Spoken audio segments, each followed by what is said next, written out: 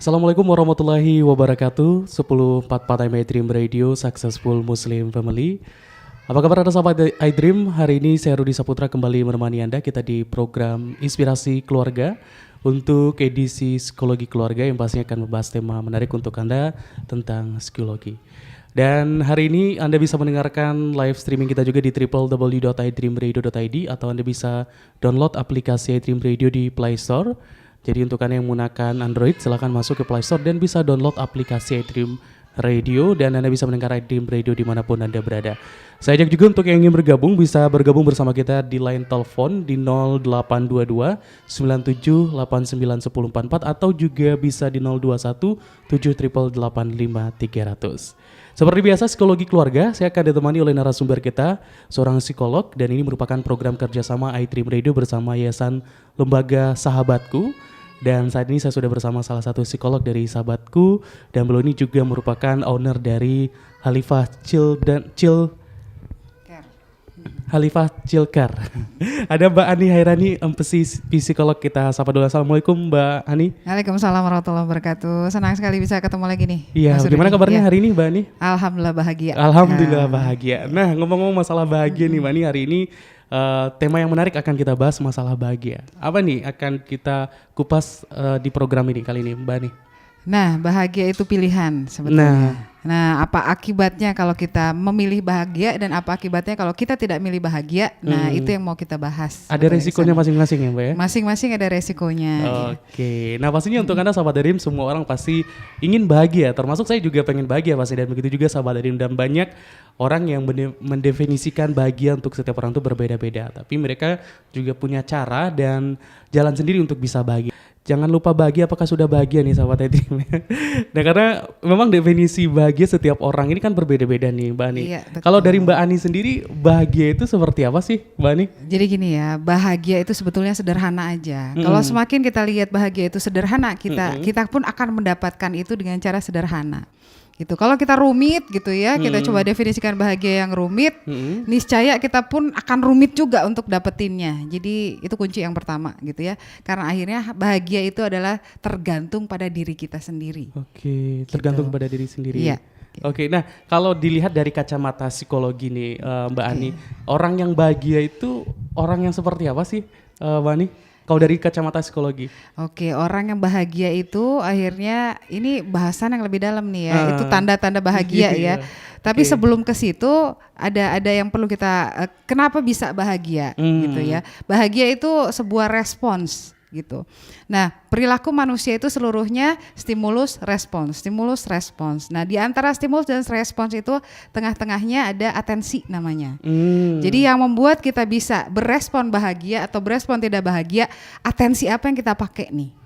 Atensi itu kita memperhatikan atau kita masuknya kepada bagian yang mana gitu ya dari seluruh respons seluruh stimulus yang masuk gitu. Sehingga kita memilih kita mau berespon apa berdasarkan atensi yang kita punya. Nah, itulah yang akhirnya kita coba seluruh perilaku manusia basicnya memang stimulus respons. Jadi bahagia itu dilihat jelas dari perilaku gitu. Kalau kita lihat lebih dalamnya ya gitu ya. Jadi lebih ke situ. Dan terutama akhirnya bahagia itu bermula dari otak. Karena proses stimulus respons itu semuanya diaplikasikan awalnya semua adalah dari otak dan dari situlah akhirnya bahagia itu dari atas turun ke bawah gitu ya atau dari mata turun ke hati gitu ya katanya. Nah, jadi yang perlu diketahui yang stimulus respons itu tergantung pada atensinya. Contoh, ada orang kalau misalnya kita lihat barang, nah setiap ngelihat barang apa nih yang biasa kita muncul? Pertanyaan apa yang kita biasa muncul dari barang tersebut? Contoh ada sepatu, nah sepatu baru apalagi ya. Biasanya apa yang pertama kali orang, wih keren banget, wih warnanya cakep, wih model baru. Ada juga, wih harganya berapa tuh. Jadi itu respons terhadap barang itu adalah ditentukan dari atensi apa yang kita lihat dari barang itu. Gitu. Jadi itulah bahagia pun dilihat dari situ. Bagaimana kita bisa memberikan atensi pada situasi atau stimulus pada respons dari orang gitu ya, dari perilaku orang lain. Kita memilih untuk memberikan atensi di bagian mananya. gitu. Jadi itulah proses yang memang diawali dari otak tuh. Semua diproses. Nah, karena itulah kita perlu tahu kita selama ini atensinya kita berikan kemana, gitu.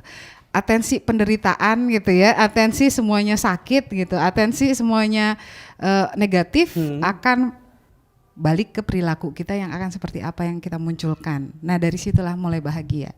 Gitu. Nah, untuk bahagia tadi ada respon, atensi dan atensi tadi nih yang terpenting yang akan menentukan kita bahagia atau enggaknya.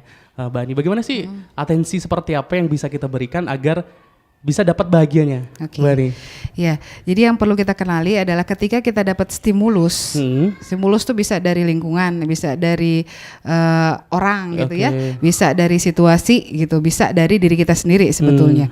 Nah, itu apa yang kita pahami? Yang pertama ada 2 rute, ya. Ini rute emosi nih, rute kita berperilaku atau berespon. Yang pertama rute panjang, satu lagi rute pendek. Rute pendek adalah ketika kita berespon, apalagi itu stimulus emosional, kita akan menangkapnya dengan cemas, ancaman gitu ya. Ketika stimulus itu cepat, ancaman itu kalau kita emosi, otak emosi di bagian amigdalanya sadar gitu ya. Nah, itu kita akan langsung ambil lihat, ini stimulus apa nih? Ketika kita sadar, kita akan menanyakan kepada value yang ada di PFC ya. Ini kita nyambung sama bahasan sebelumnya sebetulnya ya. Jadi memang kinerja otak itu kepake di mana-mana. Nah, ketika dia tanya apa itu, what, gitu ya, apa stimulus yang tadi, why, kenapa saya dapat stimulus itu, atau kenapa stimulus itu muncul. Ketika itu proses masuk di PFC atau otak manusia kita lah gitu ya, direktur kita, itu akan membuat dia mencari informasi ke belakang. Ke belakang itu sebutannya ada hipokampus tuh. Di situ ada informasi, ingatan kita, memori kita tentang apa yang kita barusan lihat gitu ya. Nah, baru si hipokampus, itu adalah ini misalnya ya. Itu sepatu baru yang mengkilap warna hitam gitu ya. Itu masuk semua. Kemudian ketika kita itu tadi kalau stimulus cemas ya, kalau sepatu baru kan menyenangkan kali ya. Nah, tapi ke beberapa yang akhirnya ke stimulus yang memang emosional, ketika tidak sadar, ketika sadar gitu ya, kita akan baru, akan terpikir, terus saya harus bagaimana dengan stimulus ini. Jadi ada pilihan gitu ya untuk kita berespon. Itu yang itu namanya rute panjang. Sedangkan rute pendek, ketika kita mengambil itu sebagai emosional gitu ya, stimulus emosional. Yang pertama pilihan kita adalah amigdala kita panas sehingga kita kalau nggak serang kita kabur dari stimulus itu. Tidak ada kesempatan kita balik lagi ke otak direktur kita. Kita nggak akan nanya ke dia what, why, dan how saya harus ngapain. Tapi langsung dia shortcut ya, hijack atau dikudeta, langsung amigdala mengambil alih. Otak emosi kita yang mengambil alih. Nah, ketika itu muncul, ya namanya juga stimulus emosi, minimal kita fight menyerang, atau flight kita kabur karena atau saking cemasnya gitu ya. Nah, itu ketika itu muncul, masuklah pergerakan yang namanya pergerakan neurotransmitter. Dia akan mengeluarkan hormon-hormon. Nah, bahagia itu salah satu hormon, stres pun salah satu itu ditentukan sama hormonnya. Jadi dipastikan ketika dia merasakan stimulus yang emosional, pilihan kita mau milih yang mana gitu. Sebetulnya bahagia, kalau stimulusnya bahagia itu namanya bukan nggak ada tantangannya. Iya, udah pasti. Udah pasti. Kecuali udah dikasih stimulus bahagia, dia nggak bahagia juga, ada masalah pasti. Dia lihat apa di stimulus itu, atensi apa yang dia pakai. Yang paling adalah ketika dapat stimulus nggak enak, tapi kita bahagia. Gimana? Nah, itu levelnya tinggi lagi. Ya. Jadi yang normal kalau stimulus bahagia kita bahagia, kalau yang ini stimulus bahagia dia tidak bahagia, itu pertanyaan. Yang paling level paling tinggi ketika dapat stimulus yang tidak bahagia, tapi dia bisa bahagia. Itu canggih. Nah, itu level yang tertinggi. Gimana caranya kita padukan tadi ya, gimana kita bisa mengambil atensi, gimana kita bisa akhirnya tadi ya what, why, how gitu ya, ada proses kita mengaktifkan otak manusia kita atau PFC kita, direktur kita gitu ya. Kemudian baru kita memilih untuk berperilaku sesuatu dengan sadar gitu. Nah, itu prosesnya. Belum sampai bahagianya nih gitu ya. Ini prosesnya kayak begitu. Tapi ya semoga dipahami karena segala sesuatu antara stimulus dan respons itu dipastikan ada atensi di situ. Gitu. Ya, kalau contoh tadi bahagia nggak bahagia. Ketika bahagia nggak bahagia yang ada, nah apa sih yang membuat? Ha-ha. Nah 9 hal yang membuat kita tidak bahagia. Apa itu, Mbak? Nah, yang pertama itu semuanya masuk ke pikiran, gitu. Satu, berpikir selalu dan tidak pernah. Ya, ketika kita bilang selalu nih, kamu kok bohongin aku? Wah, selalu bohongin. Padahal kita kenal sama dia 5 tahun. Apakah dalam 5 tahun 24 jam kita bohongin melulu? Nah, itu salah satu yang membuat otak kita akan memiliki atensi yang negatif. Gitu. Selalu. Dan tidak pernah. Selalu dan tidak pernah itu kutub-kutupan ya. Selalu tuh selalu gitu ya, tidak pernah sama sekali. Tidak pernah ya lu muji gue gitu. Padahal nikah udah berapa tahun gitu ya. Selama nikah itu nggak ada pujian sama sekali, apakah mungkin gitu ya. Jadi itu yang menghambat shortcut tadi, hijack, kita dikudeta sama otak emosi mudah sekali. Artinya kita gampang panas nih emosinya. Yang kedua, fokus pada pikiran negatif. Katanya suuzon itu bahaya ya. Prasangka buruk itu bahaya.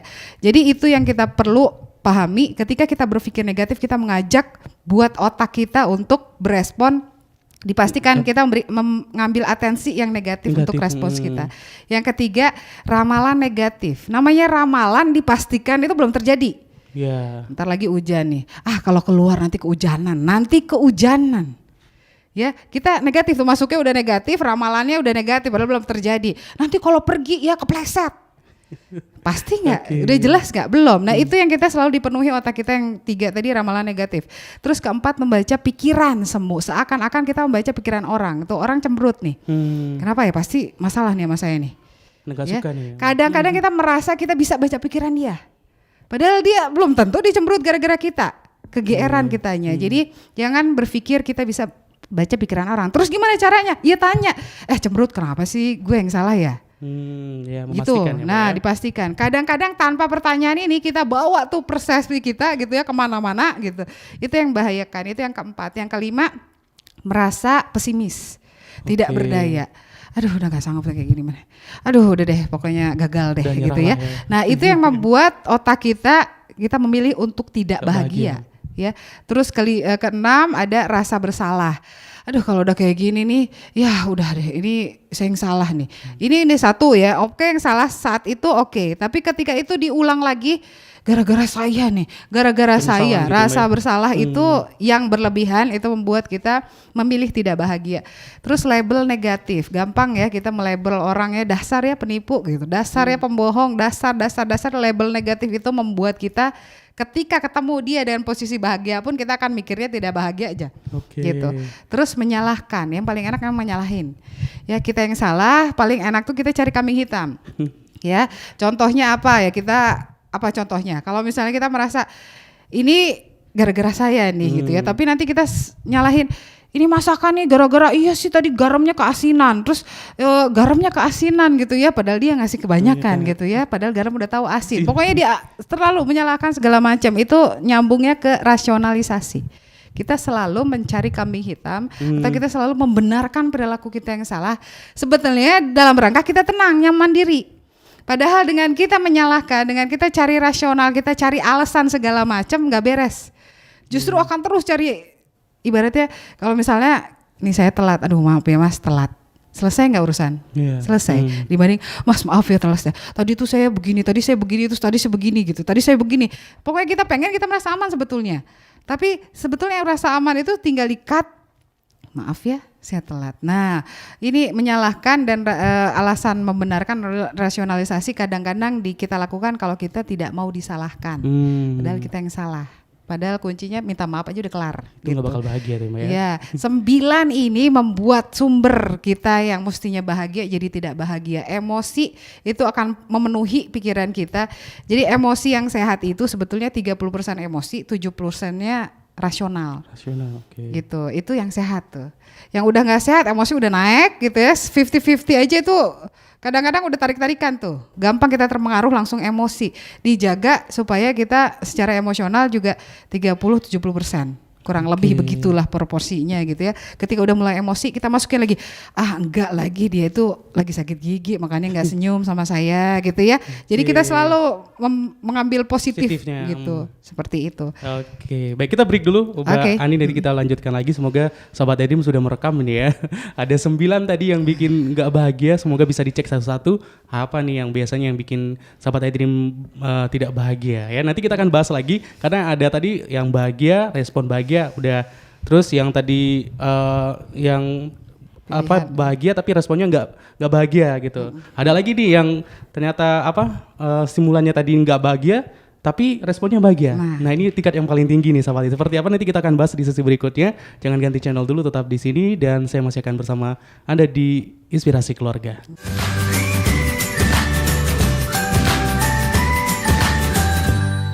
Terima kasih sahabat iDream, Anda masih bersama kami di 1044 AM iDream Radio atau juga untuk yang mengakses live streaming kita di www.idreamradio.id. Saya masih menemani Anda bersama narasumber kita ada Mbak Ani Hairani membahas tema kita hari ini tentang bahagia. Tadi sesi sebelumnya sudah ada beberapa hal yang dijelaskan tentang bahagia ini sendiri sahabat iDream. Dan saya ajak kembali yang ingin di rumah, silakan di 0217885300 atau juga bisa WhatsApp di 082297891044. Kita lanjut nih Mbak Ani, bicara masalah bahagia. Tadi sudah dijelaskan ada 9 hal yang membuat seseorang itu akhirnya nggak bahagia, Mbak Ani. Nah, tapi juga ada tadi yang dibilang ketika orang mendapat stimulannya satu hal yang tidak bahagia, tapi mereka ini mampu merespon dengan bahagia. Nah, kenapa ini bisa dilakukan dan bagaimana caranya agar ini bisa kita lakukan, Mbak Ani? Iya, tadi 9 tadi kalau kita terjadi sama diri kita dan sekali perilaku itu bisa 9-9-nya masuk tuh. Gitu. Jadi bukan berarti kita cuma prasangka buruk doang. Enggak, ternyata gitu ya. Ternyata setiap kita berperilaku paling nggak ada 4-5 itu ikutan semua tuh yang ke-9. Nah itu yang membuat kalau itu terjadi terus dalam diri kita itu membuat kita stres. Jadi kadang-kadang kalau nggak bahagia pasti stres gitu. Jadi kebalikannya ya. Nah kenapa stres itu bisa terjadi? Jadi sebelum kita tahu bahagianya kita tahu dulu stresnya ya. Jadi ketika stres itu terjadi, ketika masalah itu kita kelola dengan emosional gitu, kita akan setiap sekali emosi itu muncul itu amigdala gitu ya mengambil alih kekuasaannya gitu ya di bagian otak kita dengan cara apa? Dia menginstruksikan mengeluarkan hormon. Neurotransmitter itu memproduksi hormon, yang hormon itu ada di otak kita di awalnya. Di hipotalamus dia mengeluarkan hormon CRH. Ini awal-awal kita mau stres nih ya kalau lagi emosi nih ya. Kemudian di hipotalamus tuh hormon ya dia berputar di sini. Kemudian pada saat dia sampai ke pituitary gland di belakang pituitary ada nanti ACTH, hormon ACTH. Nah, hormon ACTH itu terbawa sama darah. Ketika darah itu sampai ke bagian ginjal, keluarlah hormon kortisol. Hormon kortisol sebutannya adalah hormon stres. Nah, dari situ jadi dia munculnya di ginjal, tapi dia kepakainya di otak. Nah, ketika proses itu terjadi dan itu berulang, ya, hormon itu istilahnya ada efek metabolik. Jadi dulu kita bisa stres kalau ada 10 masalah, sekarang makin ke sini 6 masalah aja stres, 5 masalah aja stres, sampai baru itu masalah langsung stres. Jadi kadang-kadang membuat hormon kortisol itu sering sekali muncul, membuat kita ya pertama mudah stres, hipertensi, hormon di ginjal, dia sakit ginjal gitu ya. Jadi dia memilih untuk tidak bahagia dan kemudian merusak tubuhnya. Gitu. Itu kebalikannya efeknya dari bahagia. Efeknya sampai ke situ. Jadi bahagia itu sebetulnya adalah modal kita supaya kita bisa hidup tuh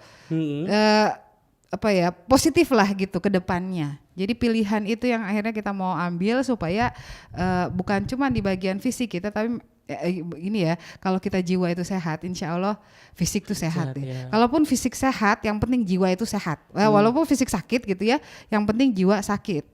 Kembali ke semuanya ya. Itu dalam dia. jiwa yang sehat terdapat tubuh yang kuat. Nah gitu, itu ya bisa juga itu bisa dipakai ya. Tapi yang jelas kita memprogram, mau kita sakit mau kita sehat itu kita yang program sendiri. Jiwanya dulu gitu. deh gitu disiapin gitu. Jiwanya dulu. Jadi apa sih akibatnya? Jadi kalau misalnya kita bicara tentang hormon tadi ya, kita udah ngomongin beberapa hormon stres. Apa sih yang membuat hormon apa yang membuat kita happy nih gitu ya? Yang pertama ada serotonin. Serotonin pada level tertentu gitu ya, itu bisa membuat mood kita stabil gitu. Terus apalagi dopamin. Dopamin itu seperti hormon kita bahagia ya, dapat hadiah tuh. Ya, dapat hadiah tuh apa sih? Reward ya. Jadi seperti jadi hormon reward lah istilahnya. Itu akan muncul kalau kita merasa pleasure. Apa sih pleasure itu ya nikmat lah gitu ya, pada situasi yang nikmat. Endorfin itu seperti painkiller, seperti paracetamol gitu ya. Itu dia akan keluar kalau kita lagi exercise gitu. Terus oksitoksin. Nah, ini baru love hormone. Nah, hormon cinta ini keluar kalau ibu menyusui, itu keluar ketika menyusui, itu keluar endorfin gitu ya. Jadi inilah hormon-hormon yang membuat kita bahagia. Tapi hati-hati. Kalau kebanyakan hormon dopamin tadi kan kebanyakan, itu bisa jadi schizofren. Itu Iya, jadi udah di awang-awang gitu ya, udah tidak kenal dirinya sendiri gitu bahagia ya. Sendiri. Bahagianya sudah bahagia sendiri ya. Kalau bahasanya ini udah hilang ingatan lah gitu ya. Padahal dia hidup. Itu banyak yang masuk rawat inap di rumah sakit jiwa bahkan gitu. Itu yang ketika. Tapi kalau si dopamin itu rendah sekali, cemas tinggi. Jadi hati-hati. Nah, happiness itu gitu ya, bahagia itu paling tidak itu semua ada di level-level yang memang nggak terlalu tinggi, nggak terlalu rendah gitu. Jadi itu yang perlu kita tahu. Depresi perlu ada serotonin, perlu ada dopamin, tapi itu rendah semua. Dia nggak cukup gitu ya. Nah, hormon cinta ya, kita merasa mencintai, merasa saling sayang gitu ya. Itu ada dopamin juga, oksitoksin juga, kemudian ada serotonin pada level yang cukup, nggak lebih, nggak kurang gitu. Fight tadi kita berantem, kita marah, itu ada hormon namanya noradrenalin yang tinggi. Terus itu yang fight ya. Kalau flight itu dia perlu punya hormon oksitoksin yang tinggi. Gitu, kelebihan. Nah, happiness itu di tengah-tengah. Semuanya ada tapi mencukupi. Ternyata makanan juga pengaruh. Ada gitu. makanan yang bikin bahagia. Nah, betul. Yang pertama ya, makanlah yang ijo-ijo gitu ya. Asal jangan rumput ya. Pokoknya apa yang bisa dimakan warna ijo-ijo. Sayur-sayuran ya, Mbak ya. Ya, terus termasuk makanan kacang-kacangan ya. Kalau di semua sebutnya ada almond, walnut gitu. Di sini mah nggak ada ya, jarang. Tapi paling nggak ada kedelai gitu ya. Itu silahkan. Selain dia juga membangkitkan hormon, itu juga nutrisi buat otak. Gitu. Terus apalagi cabe. Senang sambal? Wah, senang banget. Nah, tapi kok gak bahagia-bahagia ya? Itu sambalnya kurang ya berarti ya. Nah, termasuk bagian sambal adalah kita kena sambal cabe gitu ya, bukan sambalnya, cabenya gitu ya. Itu meningkatkan hormon serotonin. Gitu. Jadi kadang orang makan ini pusing-pusing makan aja tuh sambal langsung bahagia. Gitu. Bahagia itu sederhana buat sambal aja gitu. Terus ada lagi ya banyak senyum. Terus kadang kita memang harus hang out, misalnya piknik, ya emang kurang piknik kali ya gitu ya, itu membuat tidak bahagia. Kemudian jalan pagi dan sore. Jalan kaki yang memang kita niatkan buat selain olahraga, exercise gitu ya, juga memang itu memunculkan hormon serotonin. Jangan terlalu capek gitu ya, jangan juga males-malesan, nggak ada efeknya tuh gitu. Itu secara fisik juga bisa kita kendalikan dari situ. Jadi sebetulnya kita yang paling bertanggung jawab terhadap bahagia kita. Itu yang paling penting. Kita mau bahagia atau enggak. Betul. Gitu ya, Mbak ya. Iya. Nah, gitu. itu kan banyak hormon tadi. Sudah dijelaskan tadi bagaimana hormon apa yang dibutuhkan untuk bahagia. Terus caranya tadi juga ada makanan. Kalau tanpa melalui makanan, Mbak, tadi melalui respon dari kita. Bagaimana nih? Apa yang kita lakukan agar hormon ini ada dalam tubuh nih, Mbak Ani? Pertama yaitu jangan mau kita dikendalikan sama amigdala. Ya, jangan mau kita di hijack, dikudeta ketika kita harusnya berpikir rasional, kita pakai emosi kita. Gitu, apalagi dalam mengambil keputusan gitu ya. Nah, itu kita jaga. Jangan sampai emosi kita terlalu tinggi. Gitu. Jangan sampai emosi kita terlalu rendah gitu ya, malah manteng aja gitu ya, emosi ini enggak emosi, senyum enggak apa enggak, jangan gitu ya. Jadi itu yang kita coba proses. Akhirnya memang bahagia itu bukan ditentukan oleh orang di sekeliling, bukan ditentukan oleh cuaca gitu, hujan, badai, enggak, bahagia itu di sini memang. bukan di sini, tapi awalnya di kepala tadi gitu turun ke ya. hati. Jadi itu. Nah, gimana tadi fokusnya? Kenapa kita harus kendalikan si amigdala? Dalam rangka apa? Dalam rangka kita dapat otak yang sehat. Otak yang sehat membuat perilaku pun sehat. Dalam psikologi dapat mental yang sehat gitu ya. Jadi semuanya. Gimana caranya? Yang pertama, paling enggak ya otak kita normal lah gitu ya. Paling enggak kita bisa berpikir benar Berfungsi gitu ya. baik lah, Pahamnya juga lumayan gitu ya itu. Terus tambah dengan berpikir rasional yang tepat. Berpikir rasional yang tepat. Nah, kadang-kadang itu dia berpikir rasional itu bukan cuman logika-logikaan ya, cuman rasional itu memang didapatkan ketika kita dapat banyak ilmu. Artinya dituangkan ilmu nih akal kita gitu ya, ilmu yang benar, insya Allah kita akan punya tarik-tarikan ketika ada masalah kita punya jawabannya di situ. Oke. Artinya memang cari ilmu itu penting dalam rangka menjaga pikiran kita rasional yang tepat ya. Terus yang terakhir itu tadi kan otak normal, berpikir rasional yang tepat, sama ya terakhir spiritual yang sehat. Nah, ini yang banyak PR gitu ya. Otak udah normal ya, tapi kadang-kadang nih gitu ya pikiran rasionalnya belok gitu ya, kadang belok kanan, belok kiri, nggak lurus gitu ya. Nah, yang paling penting jangan dilupakan, ini yang faktor yang akhirnya membuat kita jadi bahagia adalah spiritual yang benar gitu ya. Nah, spiritual yang sehat. Kenapa sih gitu? Kalau kita punya pikiran jernih, pikiran rasional yang tepat, itu membuat pikiran kita jernih. Sehingga apa? Itu lawannya emosi reaktif. Jadi kita bisa sehat dalam proses respon emosi. Ketika kita punya respon reaktif terhadap perilaku dan terhadap stimulus yang ada, kita berespon reaktif secara emosi, itu musuhnya pikiran jernih. Kita tidak akan berpikir jernih saat itu. Oke. Dan spiritual yang sehat, apa yang terjadi tanda-tandanya ada muncul rasa sabar. Muncul syukur dan muncul ikhlas. Ketika itu muncul ridho Allah masuk. Lengkap sudah kita bahagia. Mau tahu contoh? Nah, contohnya gimana? Ya, contohnya ketika gitu. kita dapat stimulus negatif, tapi kita bisa memilih bahagia. Contoh ibu melahirkan. Melahirkan sakit nggak, Mas? Aku nggak tahu, aku nggak belum nyoba. Kira-kira sakit banget pasti. Iya. Melahirkan itu sakit. Ya, tapi kenapa setiap ibu yang habis melahirkan bahagia? Iya. Ya. Sakit itu memang sakit secara fisik rasa. Yang kita hilangkan itu pain, derita. Pilihan kita mau menderita apa mau bahagia, itu aja. Ketika stimulus datang, alhamdulillah gitu ya, padahal sakitnya luar biasa. Mas, saya 6 kali melahirkan ya gitu ya. Dengan cara segala macam tuh udah normal, udah sesar semua saya rasain dah tuh ya. Nah itu kenapa sih? Abis itu saya lupa melulu rasa sakit itu. Yang ada rindu melahirkan, aneh ya. Mungkin saya kelainan kali ya, tapi rasanya nggak ada, hilang. Allah hilangkan rasa sakit itu sehingga bahagia yang ada. Nah ternyata ini dia, rasa sakit yang kita rasakan, segala negatif yang kita rasakan, kalau kita bersyukur, insya Allah Allah balik itu jadi bahagia. Jadi kenapa sih kita nggak bisa sabar? Coba.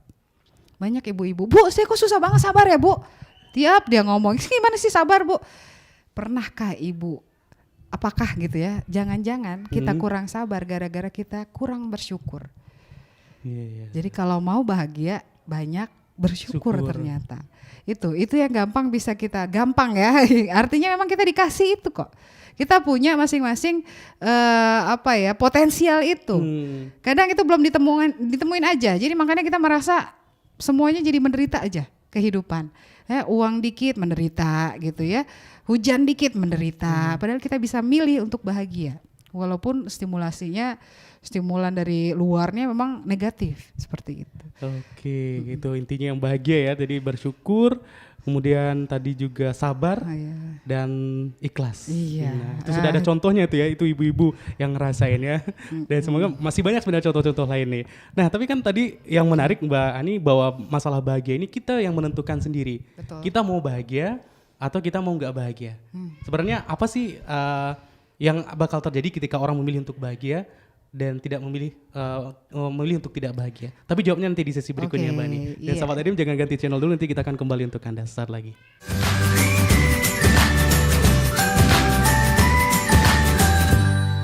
Baik, masih bersama kami di Inspirasi Keluarga Sahabat iDream untuk edisi Psikologi Keluarga, membahas tema tentang bahagia hari ini ya. Dan tadi sudah dijelaskan bagaimana untuk Anda yang pengen bahagia. Ya sederhana sekali ya buat kita bisa bahagia, mulai dari memilih makanan tadi ya yang tepat, kemudian cara yang juga tadi mulai dari berpikir rasional, kemudian juga pikiran kita jernih, kemudian juga yang penting adalah spiritual kita dengan cara bersyukur, sabar dan juga ikhlas. Nah, ini menjadi pilihan seseorang mau bahagia atau enggak, kita yang menentukan. Betul. Apa yang terjadi jika seseorang memilih bahagia? Memilih bahagia dulu deh, atau memilih nggak bahagia dulu? Oke. Terserah deh Mali. Sebenarnya pertanyaannya apakah ada orang yang tujuan hidupnya tidak bahagia, itu Nah, sih. itu. Gitu. Kalau misalnya memang saya hidup itu bukan untuk bahagia, kayaknya nggak ada deh ya gitu ya. Kalaupun ada mungkin dia lagi ada masalah gitu dengan hidupnya. Jadi nih saya tanya, ibu-ibu tujuan hidup tuh apa? Ya, semua menjawab gitu satu-satu dengan jawaban yang masing-masing. Cuman ketika disimpulkan, Bu, itu artinya bahagia nggak sih? Iya. Jadi sebenarnya tujuan ibu hidup di sini buat apa? Buat bahagia. Jadi kenapa? Iya, bahagia adalah tujuan. Kalau misalnya memang adalah ya kita mikir ya, oke, pertanyaan lanjutannya, Bu, bahagia di dunia apa di akhirat gitu ya, itu lanjutannya. Ya dua-duanya lah, Bu, gitu jawabnya. Oke, berarti secara rasional pun mereka memilih untuk bahagia gitu. Jadi kenapa sih orang milih ya itu secara rasional ya, tapi kenapa akhirnya dalam perilaku seakan-akan dia tidak memilih bahagia? Iya, gitu yang munculnya tidak bahagia. Iya, jadi kalau misalnya kita memang dikudeta oleh emosi kita kebawa sama emosi, insya Allah dia akan pilih responsnya tidak bahagia.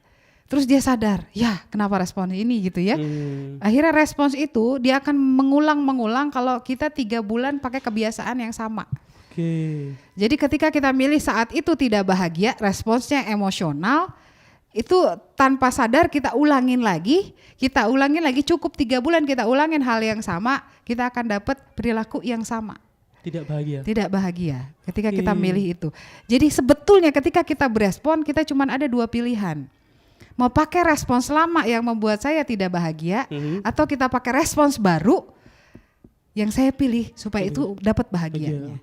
Jadi setiap kita melakukan sesuatu, stop, jangan langsung reaktif gitu ya. Pikirkan apa yang mau kita lakukan, itu penting. Karena disitulah kita memilih, kita mau bahagia dengan perilaku ini apa tidak bahagia. Gitu. Jadi memang ya proses itu yang selalu harus kita jadikan pola ya, sehingga yang kita pilih memang selalu bahagia. Gitu ya, itu yang harus kita takutkan. Kenapa kita banyak masalah gitu ya? Kadang-kadang prosesnya adalah itu. Kita milih, bukan memilih ya. Justru kita reaktif sehingga yang kita pilih adalah pasti tidak bahagia. Tapi ketika kita milih itu dengan rasional, tadi makanya otak sehat juga perlu otak normal, otak rasional, dan yang terakhir adalah otak spiritual. Kalau kita dengar hadis ya dari Muslim, dari Abu Hurairah bilangnya aneh ya, menakjubkan keadaan seorang Muslim itu, ya keadaan seorang yang beriman, mukmin. Seluruh keadaannya adalah baik. Kenapa ya? Gitu ketika ditanya. Ingat, kalau dia dapat senang, dia bersyukur. Dan itu adalah hal yang baik. Dan ketika dia dapat kesusahan, dia bersabar. Dan itu adalah hal yang baik untuknya. Jadi sesungguhnya kalau kita paham kita ini Muslim, kita ini mukmin, kita ini hamba Allah, seluruh urusan kehidupan kita itu semuanya kebaikan. Gitu. Jadi sabar kalau lagi susah, syukur kalau lagi senang. Yang paling oke adalah syukur ketika lagi susah ya. Ya itu dia. Ya itu tadi. Ketika kita dapat yang negatif, tapi kita memilih untuk bersyukur, bahagia. Ada cerita Mas Pepeng jari-jari. Ya. Kondisinya dia terakhir multiple sclerosis. Saya barengan kuliah di psikologi, dia ngambil science gitu atau terapan, saya ngambil profesi. Saat itu beliau udah pakai kursi roda. Jadi sakitnya multiple sclerosis, konon gitu ya. Sakitnya itu seperti dicabut kukunya. Gitu. Sakit banget, Mbak. Dan itu makin kesini makin cepat ya, bisa 10 menit sekali dia dapat sakit itu. Tapi apa yang dia ucapkan? Alhamdulillah. Orang ngobrol begini tiba-tiba saya ngomong alhamdulillah, kira-kira Bu dapat rezeki, nanyanya kan begitu ya. Gitu. Tapi akhirnya yang tahu adalah sahabat-sahabatnya. Kenapa dia alhamdulillah? Rupanya kenapa alhamdulillah sih gitu ya? Sakit itu lagi datang. Kok bukan astagfirullah gitu atau ya Allah aduh gitu kan, biasanya begitu ya. Saya pikir cuma satu. Dia mikirnya Karena saya ingat kalau sakit itu datang Allah sedang cabut dosanya. Jadi dia bersyukur dengan itu, Masya Allah. Gitu ya. Jadi itu contoh yang saya merinding kalau saya ceritain ya. Jadi dia memilih untuk bahagia dalam kondisi yang sakit tadi. Gitu. Jelas sakit tuh nggak bisa hilang loh gitu ya. Artinya sakit tuh nggak bisa kita hilangin, memang terasa. Tapi derita itu yang bisa kita hilangin. Gitu. Sakit nggak bisa dihilang, tapi derita bisa dihilangin ya. Betul. Itu dia. Nah, Mbak Ani ketika tadi bahwa kita yang menentukan bahagia dari diri kita sendiri, berarti kita dong yang merasakan bahagia. Tapi orang lain bisa nggak sih, Mbak Ani? Oh ini dia lagi bahagia nih, atau dia nggak bahagia nih? Hebatnya bahagia, ketika kita merasa bahagia, ya hebatnya stres juga ketika merasa stres ya. Orang itu akan kena loh. Gitu. Bahagia pun begitu. Ya masalahnya ada lagi yang bilang bahagia itu adalah ketika kita membahagiakan orang lain. Ya jadi tenang aja, yang namanya kebaikan itu menular dan kebaikan itu memancar. Jadi ketika kita bahagia, sungguh dia akan memancar dan orang lain sekitarnya merasa itu. Gitu. Emosi itu gampang nular. Ya bahagia, ya takut, ya segala macam itu menular. Jadi hati-hati. Ketika kita beremosi negatif, kita akan menularkan itu kepada orang lain. Bahagia pun dipastikan begitu. Ketika kita bahagia sebagai seorang ibu, semua kerasa. Ya suami, ya anak, ya si mbak, gitu, segala macam yang ada di rumah akan merasa itu. Tapi bagaimana dengan seorang ibu yang stres? Kena semua nggak Mas? Anaknya juga kena, ya rasanya itu nggak ada. Jadi kadang kenapa rumah kayak neraka sih? Kadang isinya itu bukan bahagia. Gitu. Walaupun rumah kita kecil gitu ya, walaupun rumah kita juga nggak canggih-canggih gitu ya, furniturnya, kalau kita isi dengan bahagia itu rasanya seperti apa? Istana. Jadi rumahku istanaku itu bukan berarti rumahku semuanya gede gitu ya, enggak. Tapi isinya itulah bahagia. Gitu. Berarti bisa saya simpulkan kalau bahagia itu ternyata orang lain bisa bikin bahagia kita juga bisa bikin orang lain bahagia, Mbak Ani. Bukan serta-merta dari diri kita sendiri. Bisa. Jadi termasuk hormon. Berarti saya munculin dulu hormonnya, apa saya bahagia dulu? Dua-duanya jadi. Kita nggak bahagia nih. Jalan kaki. Ketemu orang ya, kita senyum. Muncul tuh hormon bahagia.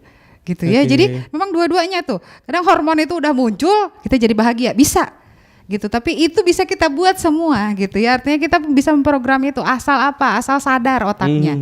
Kalau nggak sadar kemungkinan tidak dapat tuh itu, semuanya jadi reaktif.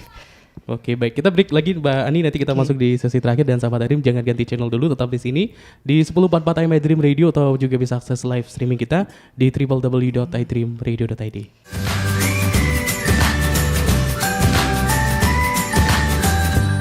Baik, terima kasih untuk Anda Sobat iDream. Anda masih bersama kami di Inspirasi Keluarga untuk edisi Psikologi Keluarga bersama Mbak Ani Hairani. Kita membahas tentang bahagia. Tadi sudah dijelaskan ya panjang lebar untuk pembahasan tema kita hari ini. Dan kita masuk di sesi terakhir nih Mbak Ani. Tapi sebelum kita closing, tadi salah satu yang sangat sederhana untuk membuat kita bahagia caranya adalah bersyukur dan juga bersabar. Nah, bagaimana nih agar sabar dan syukur ini ada dalam diri kita, Mbak Ani? Sabar itu akan mengikuti kalau kita syukur, Mas. Gitu ya. Itu yang menjadi kunci deh. Kenapa sih kita kurang sabar ya? Kenapa sih anak kita nggak bisa begini? Kenapa yang ngelihat negatif melulu? Walaupun anak kita pecicilan, tapi alhamdulillah dia sehat. Nah, syukur tuh ya. Walaupun anak kita mecahin piring, alhamdulillah kita nggak habis makanannya, gitu ya. Artinya syukur itu yang harus kita temukan.